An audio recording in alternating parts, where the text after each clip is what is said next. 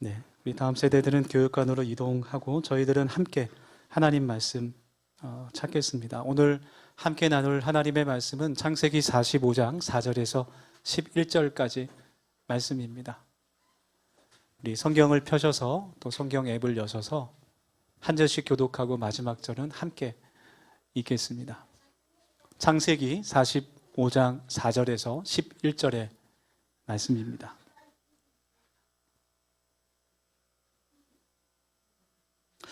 제가 먼저 4절 말씀, 창세기 45장 4절 말씀을 먼저 읽습니다. 5절 읽어주시기 바랍니다. 요셉이 형들에게 이르되 내게로 가까이 오소서. 그들이 가까이 가니 이르되 나는 당신들의 아우 요셉이니 당신들이 애굽의 판자라.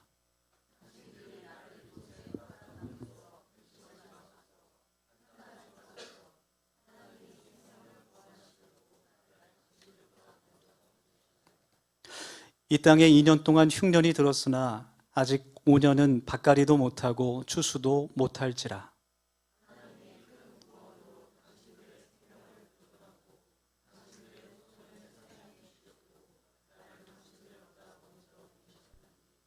그런즉 나를 이리로 보내니는 당신들이 아니요 하나님이시라. 하나님이 나를 바로에게 아버지로 삼으시고 그 온 집의 주로 삼으시며 애굽 온 땅의 통치자로 삼으셨나이다.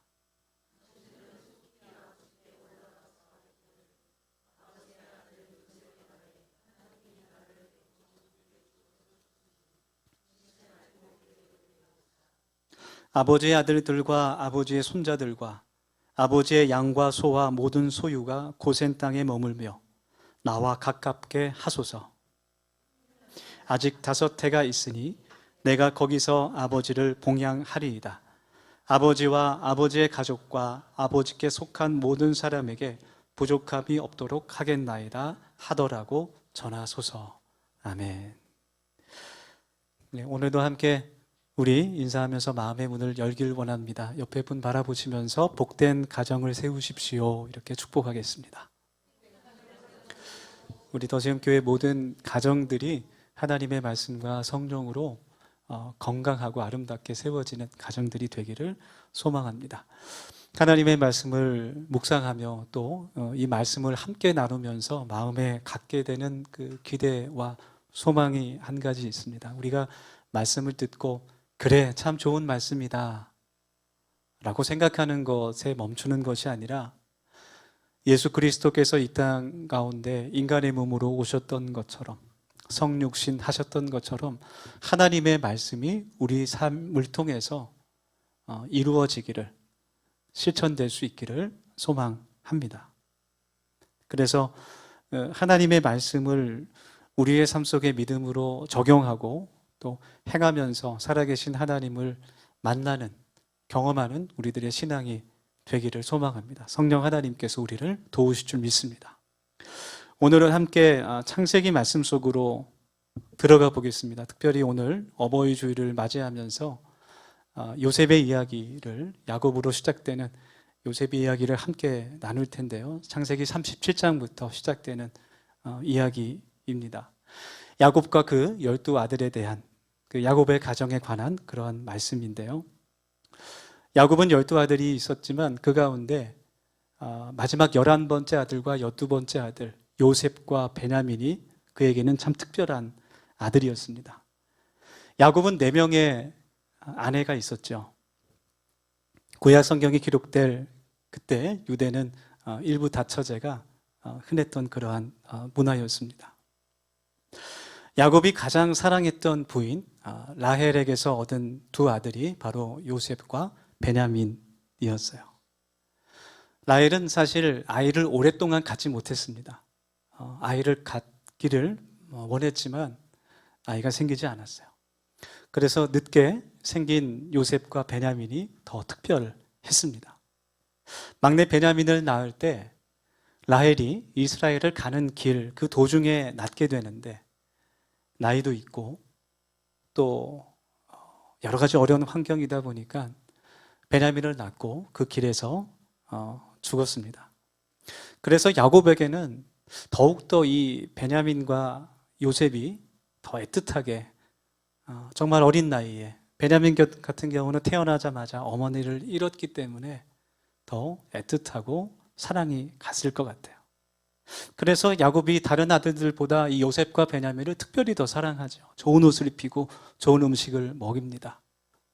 다른 형제들이 힘들게 양을 치며 목동의 일을 할 때에도 이 두 아들에게는 일을 시키지 않습니다. 오히려 요셉에게는 형들을 감시하는 일을 시키게 됩니다. 요셉이 참 눈치가 없었던 것 같아요. 형들에게 아버지와 어머니 또 형들이 절하는 그런 꿈 이야기를 하게 되죠. 형들이 요셉을 미워할 수밖에 없습니다. 그래서 요셉이 형들이 일을 잘하고 있는지 감시하러 왔을 때 요셉을 죽이기로 결정하죠. 그냥 미워했던 게 아닌 것 같아요. 죽이고 싶을 만큼 미웠던 것 같아요. 첫째 형 루벤이 동생들에게 말합니다. 우리가 직접 이 아이를 죽여서 무엇이 좋겠느냐? 우리 손에 피를 묻힐 필요가 있겠느냐? 혼자 나올 수 없는 구덩이를 파서 그 구덩이에 빠뜨리자. 첫째 아들 루벤이 나중에 아버지에게 요셉을 데리고 갈 그런 생각이었습니다. 그렇게 하기로 결정했고 구덩이를 파고 요셉을 넣었다가 셋째 형이었던 유다가 미디안 상인들을 발견하게 돼요. 애굽으로 가는. 그래서 형제들에게 차라리 우리 요셉을 저 상인들에게 팔자.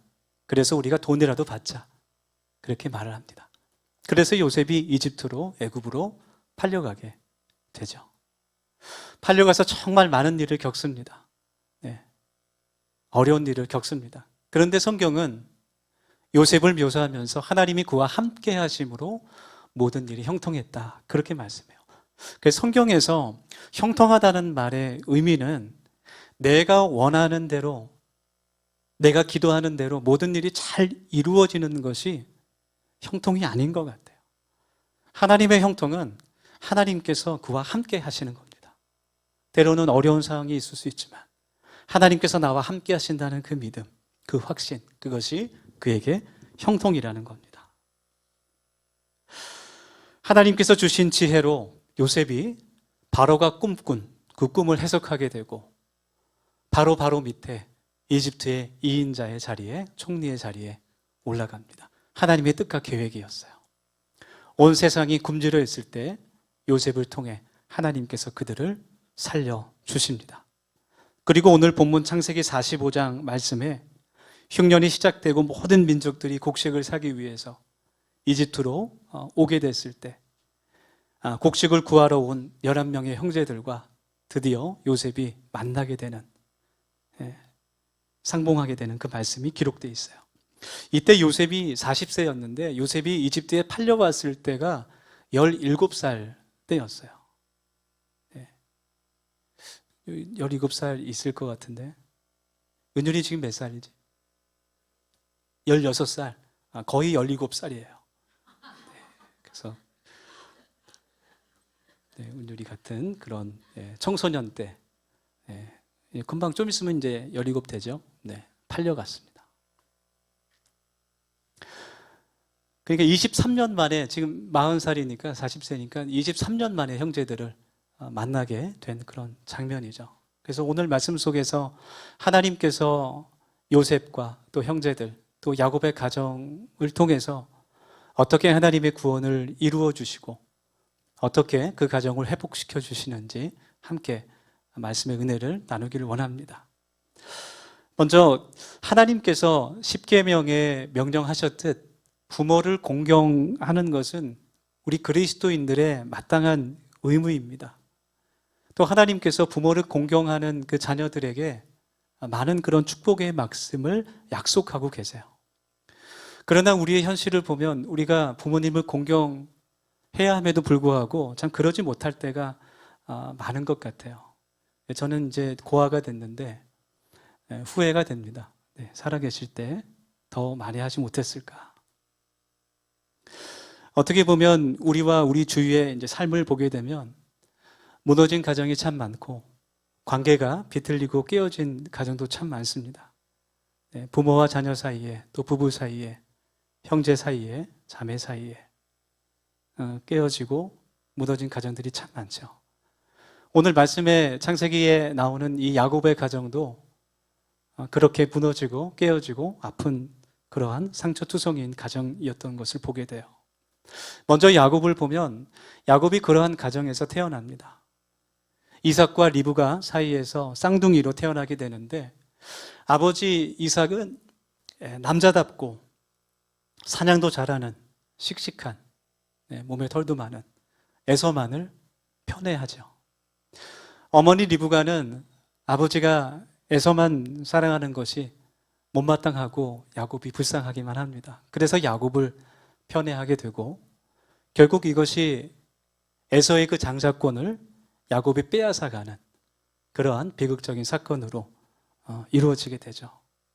그 일 때문에 어머니의 도움으로 야곱이 그 형 에서의 장자권을, 장자의 축복을 뺏어가게 되지만, 그 일 때문에 그 형제는 더 이상 함께 있을 수 없게 돼요.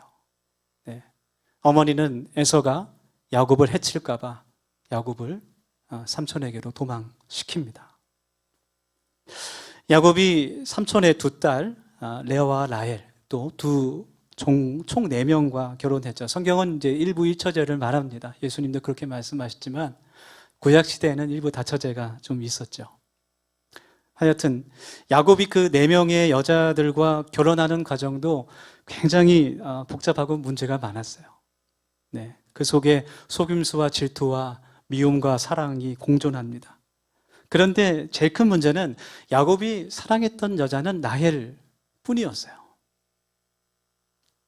그래서 그 가정에, 야곱과 그 부인들의 가정에 자녀들이 태어날 때 부모의 사랑 가운데 축복으로 태어나야 되는데, 자녀들이 태어날 때의 모습을 보면 엄마들 간의 질투와 미움 가운데 남편의 사랑을 차지하기 위한 도구로서 자녀들이 태어나는 것을 보게 됩니다.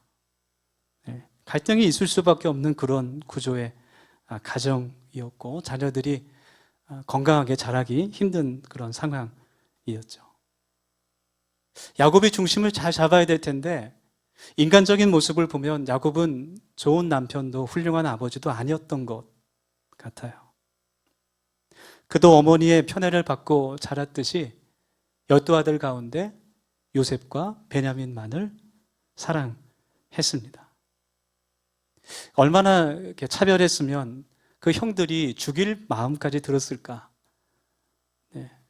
그런 생각이 들어요. 아버지 야곱의 편애가 형제들의 사이를 갈라놓은 것이죠. 형제들의 관계를 깨뜨리고 아버지와 자녀들의 관계를 깨뜨려 버렸습니다. 형들이 요셉을 이집트로 팔아버리고 그가 입었던 옷에 동물의 피를 묻혀서 아버지께 가져옵니다. 아버지, 요셉이 저희에게 오는 길에 짐승의 공격을 받아서 죽은 것 같아요. 아버지가 그 소식을 듣고 옷을 찢어버리고 굵은 배를 잊고 통곡하는 것을 멈추지 않아요. 그 자녀들에게 나도 요셉을 따라서 죽겠다, 그렇게 말합니다. 그것이 그 형들에게는 또 다른 상처였어요. 만약 내가 죽으면 아버지가 저렇게 하실까, 그런 생각이 들었을 것 같아요. 자, 팔려간 요셉에게 한번 가봅시다. 요셉이 이집트에 팔려갔을 때 17살, 어려서 어머니를 여의고, 모든 것이 생소한, 언어가 다르고요, 문화가 다르고 신앙이 다른 그 낯선 애굽 땅에 혼자 떨어졌어요. 종으로 팔려가서 얼마나 많은 고생을 하고 얼마나 많이 얻어맞고 그랬을까. 보통의 사람이라면, 만약 우리들이 요셉이라면 어떤 마음이 들까요? 이제 남은 인생은 복수를 위해 살아야겠다. 내 남은 일생은 형들을 향한 복수로 살아가야겠다. 끝없는 증오와 분노에 사로잡혀 살았을 겁니다. 그런데 이집트 땅은 하나님께서 요셉을 다듬으시고 훈련시키시는 시간이었습니다. 저주와 분노의 땅이 아니라 하나님의 훈련과 또 요셉이 하나님의 뜻을, 섭리를 이루어가는 그러한 시간들이었습니다. 그래서 요셉이 나중에 형들에게 그렇게 고백해요. 나를 여기로 보낸 것은 당신들이 아니라 하나님이십니다. 두려워하지 마십시오. 하나님께서 나를 통해서 하나님의 구원의 계획을 이루시기 위해 이 땅에 나를 보내신 것입니다. 그렇게 고백했습니다. 이렇게 성경을 읽어보면 하나님께서 깨어진 관계를 통해서, 특별히 깨어지고 아픈 가정들을 통해서도 하나님의 놀라운 일들을 행하시는 것을 반복해서 발견할 수 있게 돼요. 여러분, 성경에 나오는 성경의 인물들이 자세하게 그 말씀을 읽고 묵상해 보면 참 어쩌면 정말 왜 이럴까 생각이 들 정도로, 나보다도 못한 것 같은 그런 교만한 생각이 들 정도로 한없이 약하고 한없이 실수하고 또 쓰러지고 하나님 앞에 죄를 짓고 그런 연약한 사람들이라는 것을 보게 돼요. 단점이 많고 부족한 사람들. 예수님의 제자들도 다 마찬가지였습니다. 그렇지만 하나님께서 그들에게 믿음을 주셔서 그들을 통해서 하나님께서 하나님의 능력과 은혜가 세상에 증거되게 하시는 겁니다. 할렐루야. 그래서 우리 더세움교회가, 저와 여러분이 그러한 하나님의 은혜와 사랑을 세상에 증거할 수 있는 그런 사람들, 그런 믿음의 가정들이 되기를 소망합니다. 오늘 성경에 나오는 이 야곱의 가정도 정말 화목하고 부부가 항상 늘 서로를 위하고 사랑하고 자녀는 부모를 공경하고 부모는 차별 없이 자녀들을 존중하고 사랑하는, 양육하는 그런 아름다운 가정이 전혀 아니었다라는 거예요. 이외에도 성경에 나오는 많은 가정들이 지금 우리가 사는 현실처럼 아프고 힘들고 어려운 가정들이었습니다. 그런데 하나님께서 그 가정에 은혜를 주시고 회복의 치료의 그런 은총을 주시고 다시 세워주시고 회복시키시는 것을 우리가 성경에서 보게 되는 거예요. 제가 여러분들의 가정사를 다 알지는 못하지만 기도하고 소망하는 것은 앞으로 하나님께서 우리의 가정을 더욱더 건강하게 세워주시고 성숙하게 하시고 서로 용서하게 하시고 서로 이해하며 기도할 수 있는 믿음의 가정으로 삼아 주시는 것입니다. 저 여러분의 가정이 그런 복된 가정이 되기를 예수님의 이름으로 축복합니다. 이제 어떻게 야곱의 가정이 회복되었는지 말씀을 통해서 함께 나눌 텐데요. 먼저 야곱과 또 12아들들이, 그 아들들이 아버지에게서 많은 그런 상처를 받았지만 그럼에도 불구하고 아버지를 공경하는 모습을 보이게 돼요. 오늘 말씀 가운데 그들이 아버지를 공경한 것은 아버지가 그 공경을 받을 만하기 때문에 한 것이 아니라 하나님의 말씀에 순종하는 순종의 행위였습니다. 이제 야곱의 모든 가족들이 사는 가나안 땅에도 기근이 와서 이제 가족들이 먹을 것이 없게 됐을 때 아버지가 아들들에게 이집트를 가라고 명령하죠. 거기에 가면 곡식이 있다더라. 네. 베냐민을 뺀 나머지 10명의 형제들이 이집트를 향해 곡식을 구하러 갔습니다. 요셉을 만나게 됐습니다. 요셉은 알아보지만 그들은 알아보지 못하죠. 요셉이 그 형들을 정탐꾼으로, 스파이로 몰아붙이고 가장 먼저 확인하는 것이 아버지가 살아있는지, 동생 베냐민이 살아있는지를 확인해요. 그리고 나서 형들에게 막내 베냐민을 데리고 오면, 내 앞으로 데리고 오면 당신들의 무죄함을 내가 인정하겠다. 그렇게 말하죠. 자루에 곡식을 가득 담아서 그들이 가져온 돈과 함께 가나안으로 돌려보냅니다. 둘째 형 시므온이 인질로 잡힙니다. 가나안으로 돌아와서 그 곡식이 이제 다 떨어지게 되고 다시 곡식을 구하러 이집트로 가야 될 텐데 애굽의 총리와 약속한 게 있었어요. 다시 올 때 베냐민을 데리고 와라. 막내를 데리고 와라. 그때 베냐민이 그때 첫째 형 르우벤이 야곱에게 말합니다. 이제 그때 그 형제들의 마음이 하나가 되는 것 같아요. 처음에는 아버지가 베냐민을 데려간다는 말을 듣고 역정을 내죠. 내가 요셉도 잃어버렸고 시므온도 잃어버렸는데 이제 너희들이 베냐민까지 죽이려고 하느냐. 지금 야곱의 마음은 23년 전 그대로 그 자리에 머물러 있어요. 요셉을 잃어버렸을 때 그 상태로 머물러 있습니다. 지금도 여전히 아들들을 믿지 않아요. 여전히 그 아들들을 살인자로 생각하고 있습니다. 르우벤이 아버지께 말해요. 아버지, 제가 베냐민을 다시 데리고 오겠습니다. 제가 베냐민을 데리고 오지 못하면 내 두 아들을, 당신의 손자 이 두 명을 죽이십시오. 유다도 말합니다. 아버지, 제가 책임지고 베냐민을 다시 데리고 오겠습니다. 베냐민을 데리고 가야 우리 70명 되는 식솔들이 다 굶어 죽지 않을 수 있습니다. 제가 데리고 오지 못하면 영원히 그 벌을 받겠습니다. 그 이들의 말을 보면서 이 두 아들들이 아버지를 공경하는 모습, 이해하는 모습을 우리가 발견하게 됩니다. 아들들이 아버지를 이해하게 되는 건 아버지가 돼서 가능한 것 같아요. 그들도 자녀들을 키우면서 아버지가 일찍 죽은 그 라헬에 대한 그리움, 또 자녀들의 그 요셉과 베냐민에 간 그 특별한 마음들을 조금씩 이해하게 된 것이죠.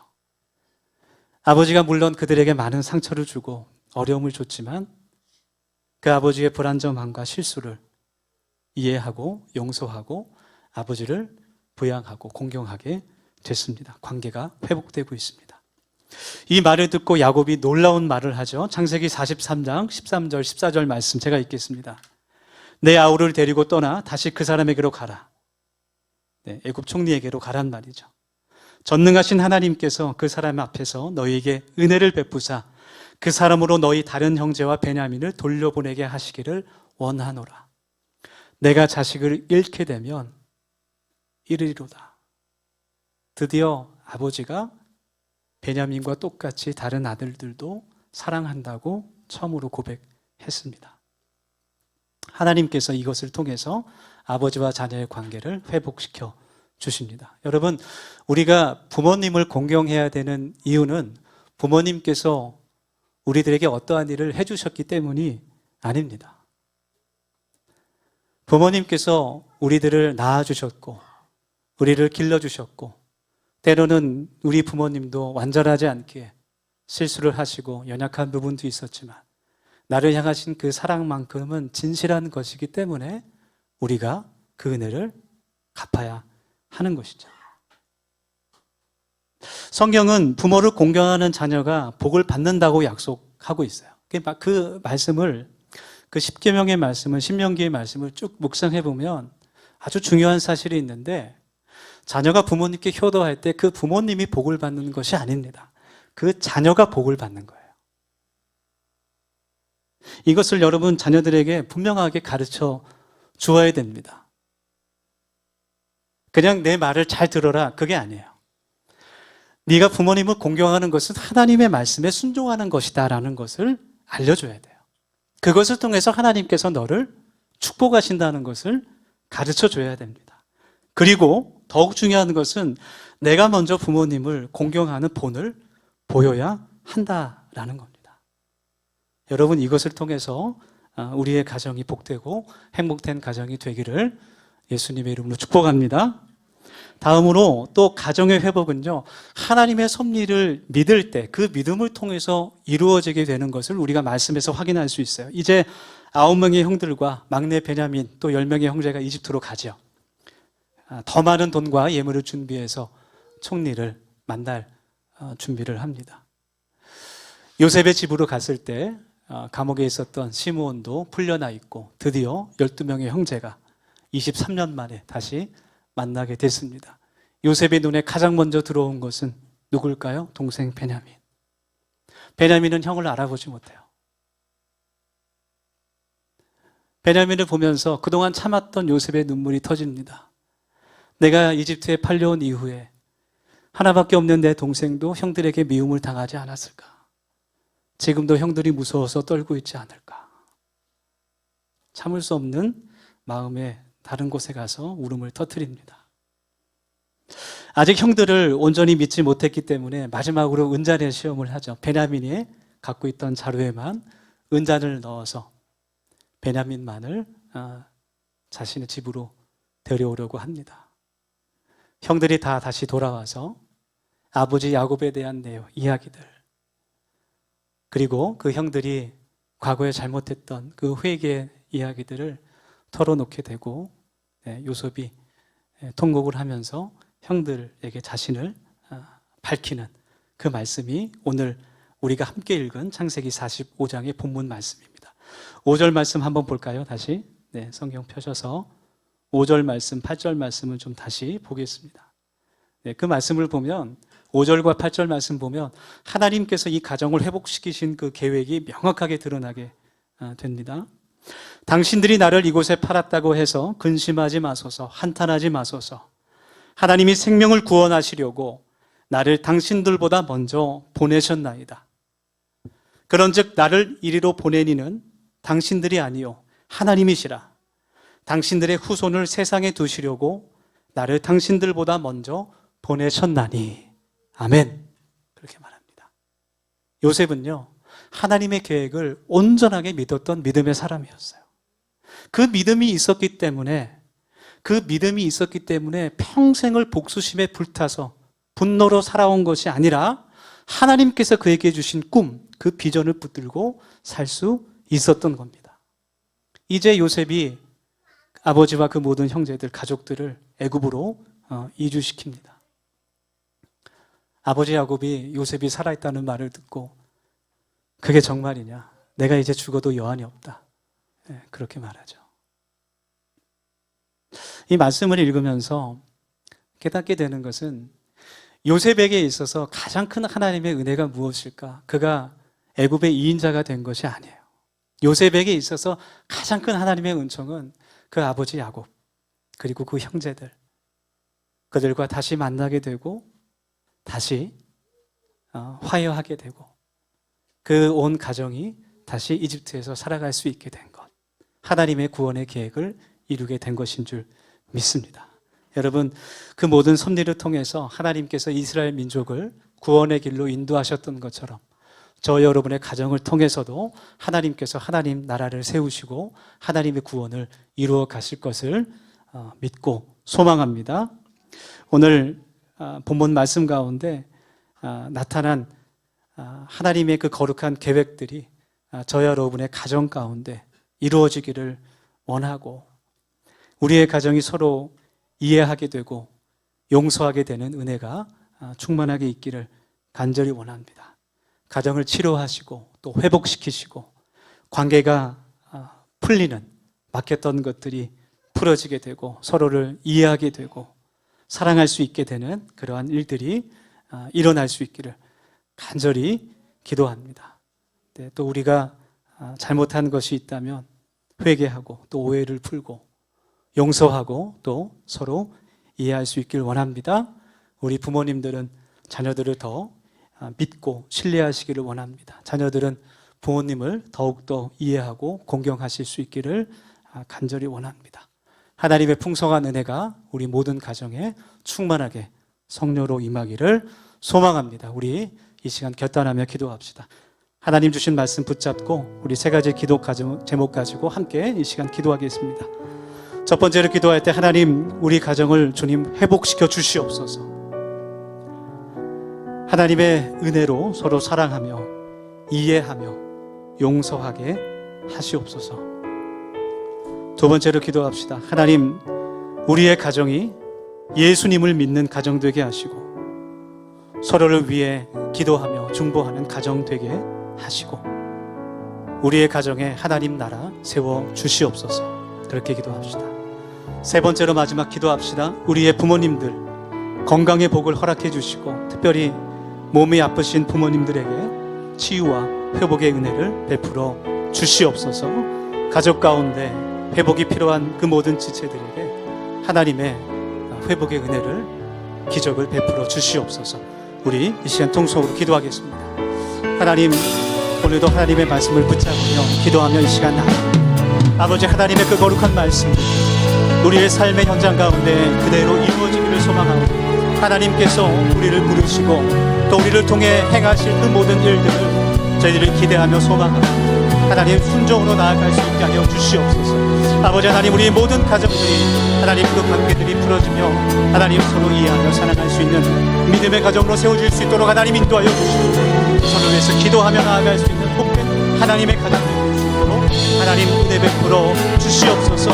아버지 하나님, 아픈 시절이 있습니다. 회복의 은혜를 베풀어 주시고 하나님 막혀진 관계들이 뚫어질 수 있도록 인도하여 주시고, 아버지 하나님 주님께서 도와주셔서 아버지 하나님 성령께서 주인 되시는 가정 되어 함께 기도하며 어려운 순간들을 이겨낼 수 있는 아버지 믿음과 사랑의 가정 될 수 있도록 하나님께서 인도하여 주시옵소서. 주님께서 베풀어 주시고 도와주시길 감사합니다. 아버지 하나님 인도하여 주시옵소서. 하나님, 어버이 주일로 하나님을 예배하며 우리의 가정의 주인 되시는 하나님께 이 시간 간절히 기도합니다. 우리의 모든 가정이 하나님만을 섬기며 하나님의 말씀만을 지키는 믿음의 가정, 순종의 가정, 성령의 가정 되도록 도와주시고, 아픔과 고통에 있는 가정마다 하나님께서 치료와 회복의 은혜를 부어주셔서 그 가정에 날마다 감사와 기쁨이 넘치는 변화된 가정 될 수 있도록 인도하옵소서. 예수님의 이름으로 기도드립니다.